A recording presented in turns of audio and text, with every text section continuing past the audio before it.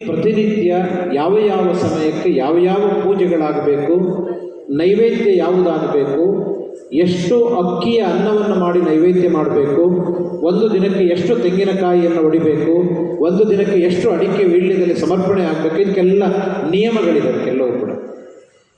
ಅಂತಹ ಪೂಜಾಂಗದ ವ್ಯವಸ್ಥೆಯನ್ನು ನೋಡಿಕೊಳ್ಳಿಕ್ಕೆ ಅಂತ ಒಬ್ಬರು ಜವಾಬ್ದಾರರಿದ್ದಾರೆ. ಅವರನ್ನು ಮಣೆಗಾರರು ಅಂತ ಕರೀತಾರೆ. ಮಣೆಗಾರರು ಅಂತ ನಾನು ಹೇಳಿದ ಹೆಚ್ಚಿನ ಶಬ್ದಗಳೆಲ್ಲ ತುಳುವಿನಿಂದ ಬಂದಂತಹ ಪದಗಳೆಲ್ಲ ಇದೆ. ಮಣೆಗಾರರು ಅಂತ ಇರ್ತದೆ.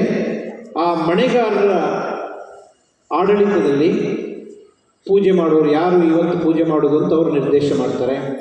ಆಮೇಲೆ ಉತ್ಸವ ಆಗುವಾಗ ಯಾರ್ಯಾರು ಅದರಲ್ಲಿ ಭಾಗಿಗಳಾಗಬೇಕು ಅದನ್ನೆಲ್ಲ ಅವರು ನಿರ್ದೇಶ ಮಾಡ್ತಾರೆ.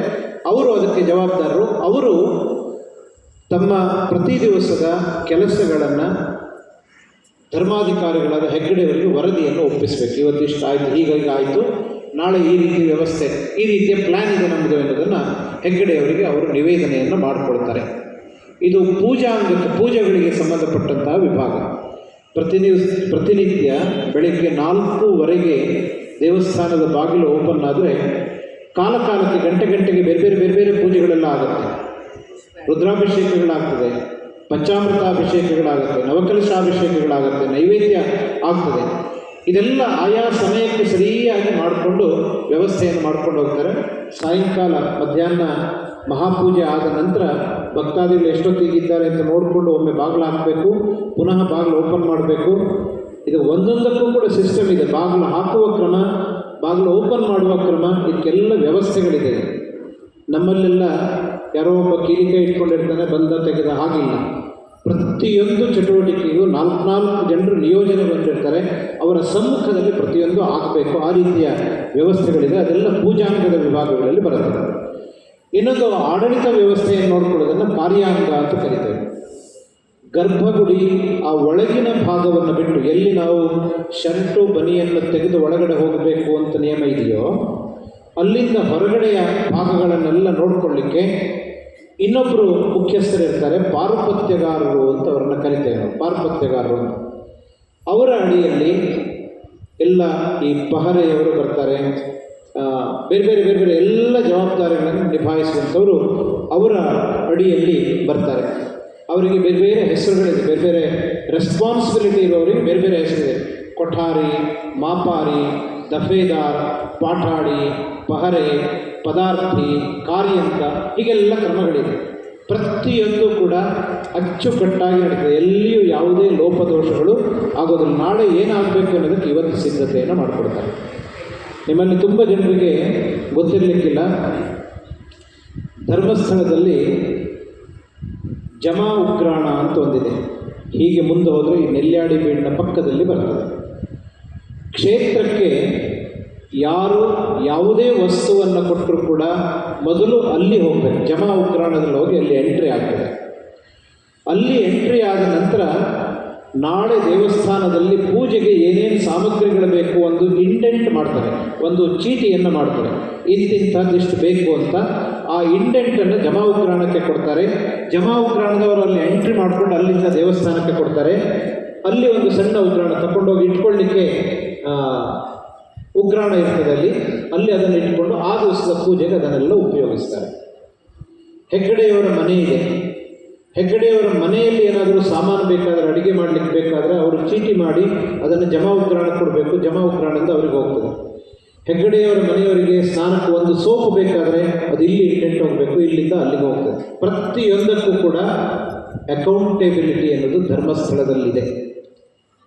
ಯಾಕೆ ಅಂತಂದರೆ ಇದನ್ನೆಲ್ಲ ಲೆಕ್ಕವನ್ನು ಸಂಕ್ರಾಂತಿ ದಿವಸ ಹೆಗ್ಗಡೆಯವರು ಧರ್ಮದೇವತೆಗಳಿಗೆ ಒಪ್ಪಿಸಬೇಕು, ಹೇಳಬೇಕು. ನಮಗೆ ಈ ಸೂಕ್ಷ್ಮಗಳು ಎಷ್ಟೋ ಜನರಿಗೆ ಗೊತ್ತಿಲ್ಲ. ಆ ರೀತಿ ಜಮಾ ಉಗ್ರಾಣ ಅಂತಿದೆ. ಜಮಾ ಉಗ್ರಾಣವನ್ನು ಚಂದಯ್ಯ ಹೆಗ್ಗಡೆಯವರು, ಮಂಜಯ್ಯ ಹೆಗ್ಗಡೆಯವರು ಅವರ ಕಾಲದಲ್ಲಿ ಅವರು ಕಟ್ಟಿಸಿದ್ರು. ಅದನ್ನು ಆ ಜಮಾ ಉಗ್ರಾಣ ವ್ಯವಸ್ಥೆಯನ್ನು ಭಾಳ ಒಳ್ಳೆಯ ರೀತಿಯ ವ್ಯವಸ್ಥೆ ಇದೆ. ಅದರ ಬಗ್ಗೆ ವಿಡಿಯೋಸ್ಗಳೆಲ್ಲ ಬಂದಿದೆ, ನೀವು ಅದನ್ನು ನೋಡ್ಬೋದು. ಈ ರೀತಿ ಆಡಳಿತ ವ್ಯವಸ್ಥೆ ಎನ್ನುವಂಥದ್ದು ಧರ್ಮಸ್ಥಳದಲ್ಲಿ ಬಹಳ ಅಚ್ಚುಕಟ್ಟಾಗಿ ನಡೆದುಕೊಂಡು ಬರ್ತಾ ಇದೆ. ಆಮೇಲೆ ಸಮಯ ಅದರ ಹೇಳಿ. ಆಮೇಲೆ ಧರ್ಮಸ್ಥಳದ ವ್ಯವಸ್ಥೆ ಹೇಗೆ ಅಂತಂದರೆ ಭಕ್ತರು ಕ್ಷೇತ್ರಕ್ಕೆ ಬರ್ತಾರೆ. ಕ್ಷೇತ್ರಕ್ಕೆ ಬಂದಾಗ ಭಕ್ತರಿಗೆ ಬೇಕಾದ ಎಲ್ಲ ವ್ಯವಸ್ಥೆಗಳನ್ನು ಹೆಗ್ಗಡೆಯವರು ಕಲ್ಪಿಸಿಕೊಡ್ತಾರೆ. ವಸತಿ ವ್ಯವಸ್ಥೆಗಳಿದೆ, ತುಂಬ ವ್ಯವಸ್ಥೆಗಳಿದೆ. ಬಂದಂತಹ ಭಕ್ತರಿಗೆ ಮಧ್ಯಾಹ್ನ ಮತ್ತು ರಾತ್ರಿ ಅನ್ನಪ್ರಸಾದದ ವ್ಯವಸ್ಥೆ ಇದೆ, ಅಚ್ಚುಕಟ್ಟಾಗಿ ನಡೀತದೆ. ಕೆಲವು ವರ್ಷಗಳ ಹಿಂದೆ ಮೆಗಾ ಕಿಚನ್ ಅಂತ ಸ್ಪರ್ಧೆಯಲ್ಲಿ ದೇಶದ 5 ದೊಡ್ಡ ಅಡುಗೆ ಕೋಣೆಗಳಲ್ಲಿ ಧರ್ಮಸ್ಥಳದ ಅಡುಗೆ ಅನ್ನಛತ್ರವು ಕೂಡ ಒಂದು ಸ್ಥಾನವನ್ನು ಪಡೆದ ಅತ್ಯಂತ ಶುದ್ಧವಾದದ್ದು. ಧರ್ಮಸ್ಥಳ ಕ್ಷೇತ್ರಕ್ಕೆ ತುಂಬ ಸ್ವಚ್ಛ ಧಾರ್ಮಿಕ ಕೇಂದ್ರ ಅಂತ ರಾಷ್ಟ್ರೀಯ ಮಟ್ಟದ ಪ್ರಶಸ್ತಿ ಸಿಕ್ಕಿತ್ತು. ಒಂದು 7-8 ವರ್ಷಗಳ ಹಿಂದೆ ಆ ಪ್ರಶಸ್ತಿ ಸಿಕ್ಕಿದೆ. ಕ್ಲೀನೆಸ್ಟ್ ರಿಲೀಜಿಯಸ್ ಸಿಟಿ ಅಂತ ಪ್ರಶಸ್ತಿ ಬಂತು.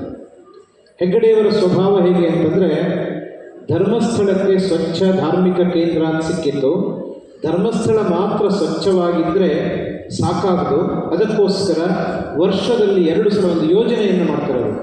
ಆಗಸ್ಟ್ 15 ಮತ್ತು ಜನವರಿ 14 2 ದಿವಸ ನಮ್ಮ ರಾಜ್ಯದ ಎಲ್ಲ ದೇವಸ್ಥಾನಗಳನ್ನು ಕೂಡ ಧರ್ಮಸ್ಥಳದ ಗ್ರಾಮಾಭಿವೃದ್ಧಿ ಯೋಜನೆಯ ಕಾರ್ಯಕರ್ತರು ಸೇರಿಕೊಂಡು, ಊರಿನವರು ಸೇರಿಕೊಂಡು ಇಡೀ ರಾಜ್ಯದ ಎಲ್ಲ ದೇವಸ್ಥಾನಗಳನ್ನು ಸ್ವಚ್ಛಗೊಳಿಸುವ ಕೆಲಸವನ್ನು ಮಾಡ್ತಾ ಇದ್ದಾರೆ. ಕಳೆದ 10 ವರ್ಷಗಳಿಂದ ಇದು ನಡೆದುಕೊಂಡು ಬರ್ತಾ ಇದೆ. ನಾವೆಲ್ಲ ನಮಗೆ ಪ್ರಶಸ್ತಿ ಸಿಕ್ಕಿದರೆ ನನಗೆ ಸಿಕ್ಕಿತು ಅಂತ ಸಂಭ್ರಮ ಪಡ್ತೇವೆ. ಹೆಗ್ಗಡೆಯವರ ಸ್ವಭಾವ ಹಾಗಲ್ಲ. ಅವರಿಗೆ ಇಂತಹ ಪ್ರಶಸ್ತಿ ಸಿಕ್ಕಿದಾಗ ಇದರ ಪ್ರಯೋಜನ ಎಲ್ಲರಿಗೂ ಸಿಗಬೇಕು ಅಂತ ಅವರು ಅಪೇಕ್ಷೆಯನ್ನು ಪಡ್ತಾರೆ. ನಾವು ಕ್ಷೇತ್ರಕ್ಕೆ ಬರ್ತೇವೆ, ಬಂದಾಗ ಹೆಗ್ಗಡೆಯವರನ್ನು ಭೇಟಿಯಾದಾಗ ತುಂಬ ಮಾತುಕತೆಗಳು ನಡೀತದೆ. ಧರ್ಮ ದರ್ಶನ ಅಂತ ಅದನ್ನು ಕರಿತೇವೆ. ನಾನು ಆಗಲೇ ಹೇಳಿದೆ, 4 ದಾನಗಳು: ಅನ್ನದಾನ, ವಿದ್ಯಾದಾನ, ಔಷಧ ದಾನ, ಅಭಯದಾನ ಅಂತ 4 ದಾನ. ನಮಗೆಲ್ಲ ಗೊತ್ತು, ಅನ್ನದಾನ ಗೊತ್ತುಂಟು, ಅನ್ನವನ್ನು ಪ್ರಸಾದ ರೂಪವಾಗಿ ಕೊಡೋದು.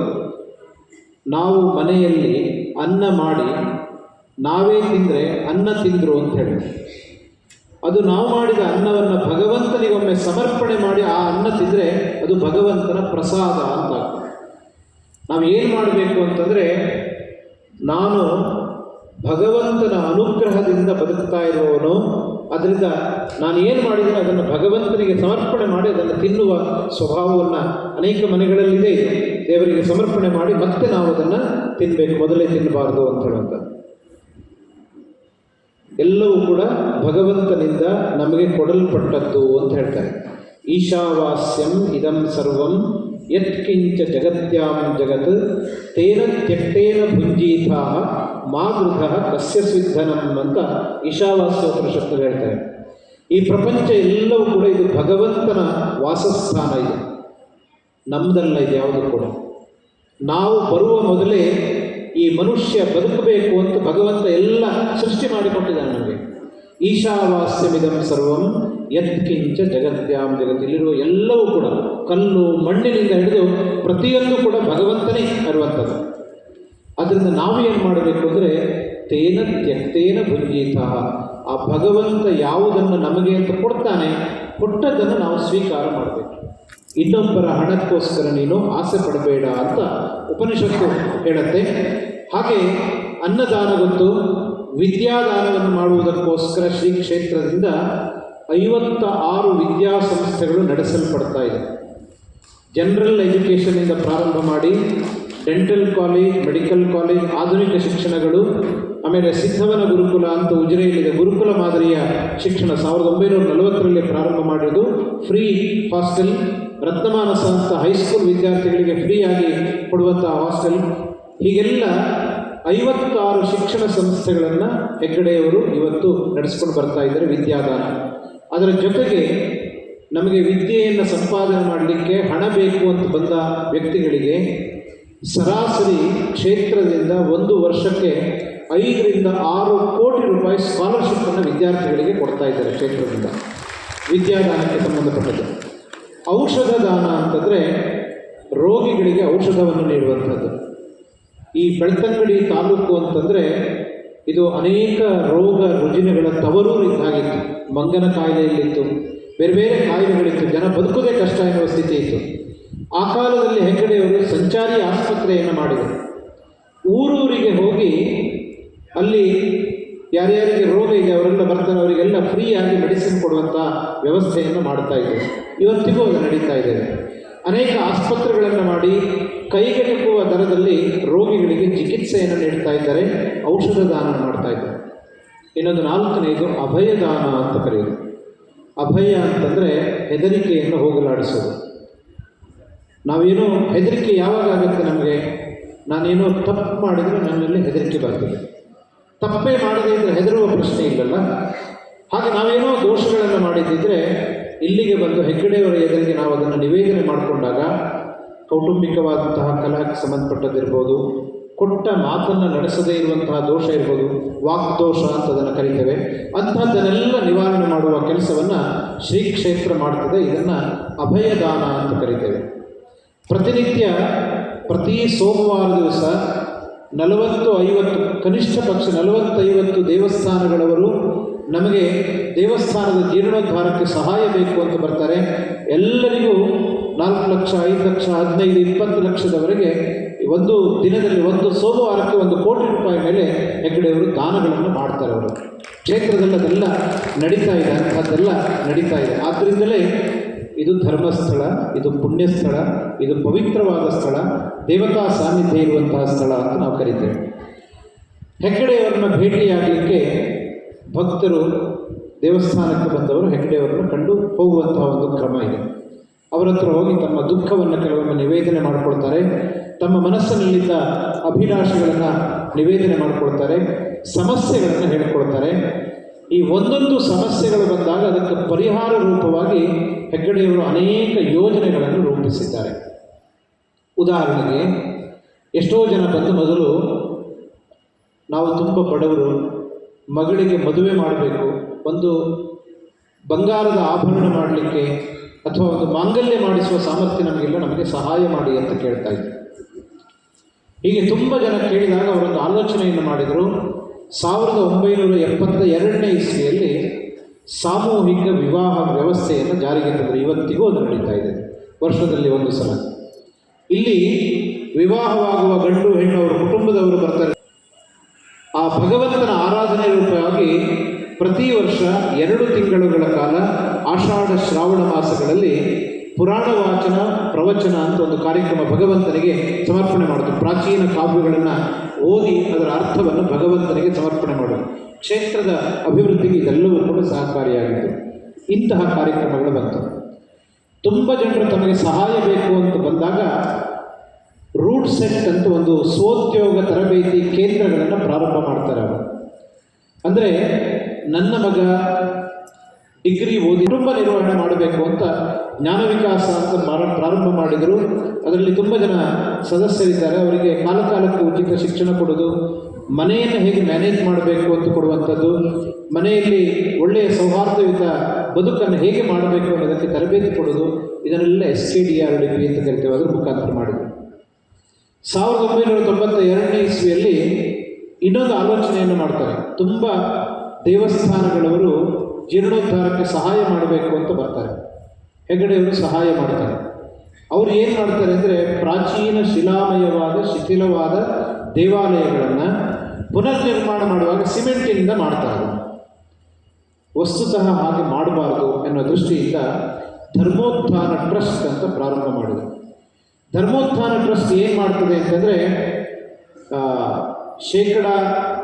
80% ಧರ್ಮಸ್ಥಳದಿಂದ ಸಹಾಯ, 20% ಊರಿನವರ ಸಹಾಯ ತಗೊಂಡು ಮೊದಲು ದೇವಸ್ಥಾನ ಹೇಗಿತ್ತೋ ಅದೇ ವಸ್ತುವನ್ನು ಬಳಸಿ ಅದೇ ಮಾದರಿಯಲ್ಲಿ ದೇವಸ್ಥಾನವನ್ನು ಪುನರ್ನಿರ್ಮಾಣ ಮಾಡೋದು.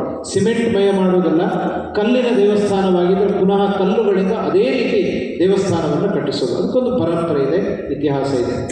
ಧರ್ಮೋತ್ಥಾನ ಟ್ರಸ್ಟ್ ಅಂತ ಅವರು ಪ್ರಾರಂಭವನ್ನು ಮಾಡ್ತಾರೆ. ಭಜನಾ ಕಮ್ಮಟ ಅಂತ 2002ನೇ ಇಸ್ವಿಯಲ್ಲಿ ಪ್ರಾರಂಭ ಮಾಡಿದರು. ನಮ್ಮ ದಕ್ಷಿಣ ಕನ್ನಡದಲ್ಲಿ, ಉಳಿದ ಕಡೆಗಳಲ್ಲಿ ಇದೆ, ಇಲ್ಲಿದ್ದನ್ನು ನಾನು ವಿಶೇಷ ಹೈಲೈಟ್ ಮಾಡೋದು, ಭಜನೆ ಅಂತ ನಡೀತದೆ. ಪ್ರತಿ ದಿವಸ ಮನೆಯಲ್ಲಿ ಭಜನೆ ನಡಿಬೇಕು. ಇಲ್ಲಿ ಕೂಡ ಧ್ಯಾನ ಮಾಡುವಾಗ ಭಜನೆ ಅನ್ನೋದು ಅದರದೊಂದು ಅಂಗ. ಅದು ಯಾವ ಮನೆಯಲ್ಲಿ ಭಜನೆ ನಡೆಯೋದಿಲ್ವೋ ಆ ಮನೆಯಲ್ಲಿ ವಿಭಜನೆ ಆಗ್ತದೆ ಅಂತ ಹೇಳ್ತಾರೆ. ಎಲ್ಲರೂ ಒಗ್ಗಟ್ಟಿರುವುದಿಲ್ಲ ಅಂತ ಹೇಳ್ತಾರೆ. ಸಾಯಂಕಾಲ ಹೊತ್ತು ಒಂದು ಅರ್ಧ ಗಂಟೆ 1 ಗಂಟೆ ಕೂತ್ಕೊಂಡು ನಾವು ಭಜನೆಯನ್ನು ಮಾಡಬೇಕು. ಭಜನೆ ಪ್ರಾರಂಭ ಮಾಡಿದ್ರು ಎಲ್ಲ ಕಡೆಗಳಲ್ಲಿ. ಆದರೆ ಒಂದು ಭಜನಾ ತಂಡ ಇನ್ನೊಂದು ಭಜನಾ ತಂಡದ ಮಧ್ಯೆ ಸಾಮರಸ್ಯ ಇಲ್ಲ. ಒಂದೇ ರೀತಿಯಾಗಿ ಆ ಭಜನೆಗೆ ಶಾಸ್ತ್ರೀಯವಾದ ಚೌಕಟ್ಟನ್ನು ಕೊಡಬೇಕು ಅಂತ 2002ನೇ ಇಸ್ವಿಯಲ್ಲಿ ಭಜನಾ ಕಮ್ಮಟ ಅಂತ ಮಾಡಿದರು.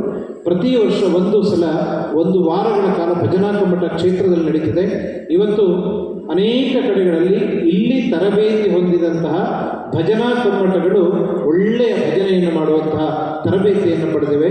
ಭಜನೆ ಅಂದರೆ ಹೀಗಿರಬೇಕು ಎಂಬ ಮಾದರಿಯನ್ನು ಶ್ರೀ ಕ್ಷೇತ್ರ ಧರ್ಮಸ್ಥಳ ಎನ್ನುವುದು ನಡೆಸಿಕೊಟ್ಟಿದೆ.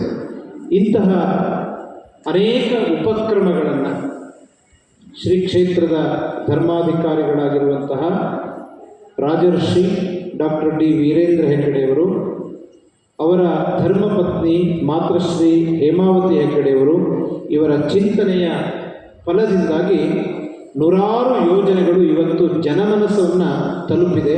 ಜನರಿಗೆ ಅದರ ಲಾಭ ಎನ್ನುವಂಥದ್ದು ಸಿಗ್ತಾ ಇದೆ. ಇದರಿಂದ ಹೆಗ್ಗಡೆಯವರಿಗೆ ಏನು ಲಾಭವೂ ಇಲ್ಲ. ಜನರಿಗೆ ಒಳಿತನ್ನು ಮಾಡಿ ಹೆಗ್ಗಡೆಯವರಿಗೆ ಏನೋ ಮಾಡಿಕೊಳ್ಬೇಕು ಅಂತ ಏನಿಲ್ಲ. ಅವರ ಮನಸ್ಸಿರುವುದೇ ಎಲ್ಲ ಭಕ್ತರ ಒಳ್ಳೆಯವರಿಗೆ ಪ್ರಯೋಜನವಾಗಬೇಕು ಅಂತ. ವೃಕ್ಷಗಳು ಫಲ ಬಿಡ್ತವೆ, ಆ ಫಲವನ್ನು ತಾವು ತಿನ್ನೋದಿಲ್ಲ, ಅದು ಜನರಿಗೋಸ್ಕರ ಫಲವನ್ನು ಬಿಡ್ತದೆ. ನದಿಯಲ್ಲಿ ನೀರು ಹರಿತದೆ, ಆ ನದಿಯ ನೀರು ನದಿಯೇ ಕುಡಿಯೋದಿಲ್ಲ, ಅದು ಅಕ್ಕಪಕ್ಕದಲ್ಲಿದ್ದಂತಹ ಜನರಿಗೆಲ್ಲ ಆ ನೀರು ಹೋಗಬೇಕು ಅಂತ ಅದು ನೀರನ್ನು ಹರಿಸಿಕೊಂಡು ಹೋಗ್ತದೆ. ಹಾಗೆ ಸತ್ಪುರುಷರಾದವರು ಪರೋಪಕಾರಾರ್ಥಂ ಇದಂ ಶರೀರಂ ಹೇಳ್ತೇವಲ್ಲ, ಬೇರೆಯವರಿಗೆ ಉಪಕಾರ ಮಾಡುವುದಕ್ಕಾಗಿ ಈ ಶರೀರ ಇದೆ ಅಂತ. ಆ ರೀತಿಯಲ್ಲಿ ಶ್ರೀ ಕ್ಷೇತ್ರ ಧರ್ಮಸ್ಥಳದಲ್ಲಿ ಅನೇಕ ಉಪಕ್ರಮಗಳಿದೆ. ಒಂದೊಂದು ವಿಷಯದ ಬಗ್ಗೆಯೂ ಕೂಡ ಒಂದು ಅರ್ಧ ಗಂಟೆ 3/4 ಗಂಟೆ ಸಮಯ ಇದ್ದರೆ ಅದನ್ನು ಸರಿಯಾಗಿ ವಿವರಿಸಿ ನನಗೆ ಹೇಳ್ಬೋದು. ಆದರೆ ಇಷ್ಟೂ ವಿಷಯಗಳನ್ನು ನಾನು ಆದಷ್ಟು ಸ್ಥೂಲವಾಗಿ ನಿಮ್ಮ ಮುಂದೆ ಇಟ್ಟಿದ್ದೇನೆ. ಹೇಳಿದ್ದು ಅಲ್ಪ, ಹೇಳದೇ ಇರುವಂಥದ್ದು ತುಂಬ ಇದೆ ಎಂದು ಸೇರಿಸಿಕೊಳ್ಳೋಣ. ಲೋಕಾ ಸಮಸ್ತ ಸುಖಿನೋ ಭವಂತು ಅಂತ ಹೇಳ್ತಾ ನನ್ನ ಮಾತಿಗೆ ಪೂರ್ಣ ವಿರಾಮವನ್ನು ನೀಡ್ತಾ ಇದ್ದೀನಿ.